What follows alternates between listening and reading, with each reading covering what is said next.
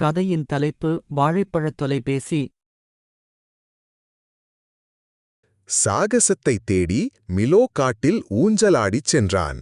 திடீரென்று தரையில் பிரகாசமான மஞ்சள் நிறத்தில் ஏதோ ஒன்றைக் கண்டான். ஆஹா, இது என்ன என்று யோசித்தான். மிலோ அந்த மஞ்சள் நிறப் பொருளை உற்று பார்த்தான். அது வளைந்து மென்மையாக இருந்தது. அவனுடைய கால் அளவுக்கு சரியானதாக இருந்தது. இது ஒரு கைபேசியாக இருக்க வேண்டும் என்று ஆச்சரியப்பட்டான். ஹலோ ஹலோ, மிலோ வாழைப்பழத்தில் பேசினான். யாராவது இருக்கிறீர்களா? அவன் காத்திருந்தான்.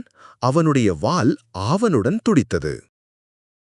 திடீரென்று அவனுடைய நண்பன் லியோ சிங்கம் தோன்றினான். யாராவது வாழைப்பழம் என்று சொன்னார்களா?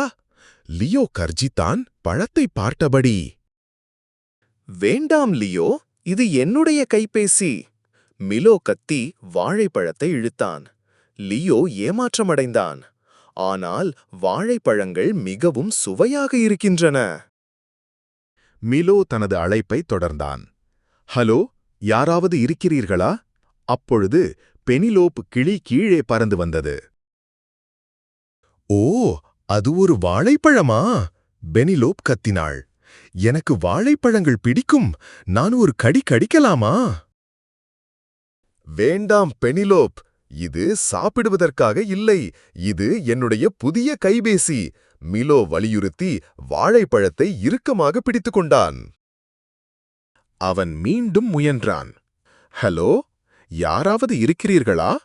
அப்போது ஹொரேஸ் ஹிப்போ தடபுடலாக வந்து சேர்ந்தான். யாராவது வாழைப்பழம் என்று சொன்னது நான் கேட்டேனே. ஹொரேஸ் உரக்க கத்தினான். அவனுடைய வாயில் எச்சில் ஊறியது. வாழைப்பழங்கள் எனக்கு பிடித்தமான சிற்றுண்டி. வேண்டாம் ஹொரேஸ், இது உனக்காக இல்லை. இது என்னுடைய கைபேசி. மிலோ கோபமாக கத்தினான். எல்லோரும் இதை சாப்பிடத்தான் விரும்புகிறார்கள். மிலோ பெருமூச்சு விட்டான். இந்த கைபேசி பயனற்றது.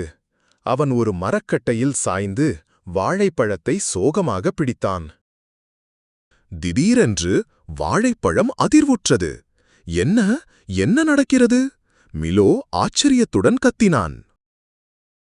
Ring ring! வாழைப்பழம் உரத்த ஒலி எழுப்பியது. அது ஒரு கைபேசி இல்லை. அல்லது அதுவாக இருக்குமா? காட்டுப்பாதையில் பிரகாசமான வண்ணமயமான ஐஸ்கிரீம் வண்டி வந்தது. அதன் மணி சந்தோஷமாக ஒலித்தது. ஐஸ்கிரீம்! மிலோ சந்தோஷப்பட்டான். வாழைப்பழம் கைபேசி இல்லை.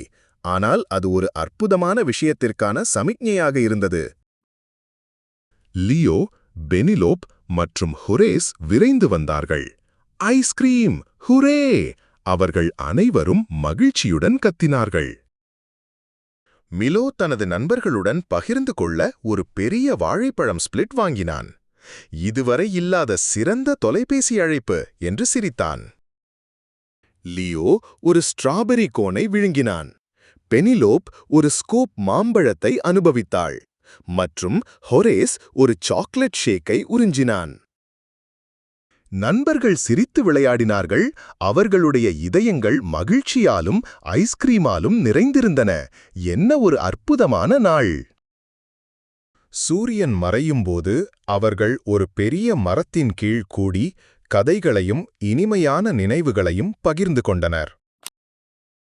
வாழைப்பழம் ஒரு கைபேசி இல்லை என்றாலும் அது அனைவரையும் ஒன்றாக கொண்டு வந்தது என்று மிலோ உணர்ந்தான். நட்பு, சிரிப்பு மற்றும் ஐஸ்கிரீம் எல்லாவற்றிலும் சிறந்த இணைப்புகள். அந்த நாளிலிருந்து மிலோ ஒவ்வொரு வாழைப்பழத்தையும் 2 முறை பார்த்தான். யார் அறிவார், ஒருவேளை அது ஒரு கைபேசியாக இருக்கலாம். மிகவும் சுவையான ஒன்று. நன்றி. வணக்கம்.